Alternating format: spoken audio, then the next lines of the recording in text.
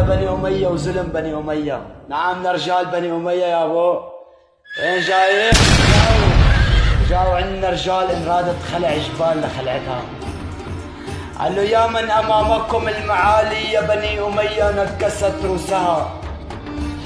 يا من جميع المعالي أمامكم يا خال نكست رؤوسها ومهندت بالوغى يا رفاق قطعنا رؤوسها. يشهد لكم الخيل والميادين بني أمية والساحات يا خال لو اختلفت رؤوسها. أنتم لها بني أمية ما تنالوا من الأعادي نكد ونجدد أفراحنا يا خلق من بعد حزن ونكد. قال له ما هي بكسر الجيوش اوعى، ترى ما هي بكسر الجيوش لكنها صفت نكد يا حصان اوعى تفتش اثبات رايك. عز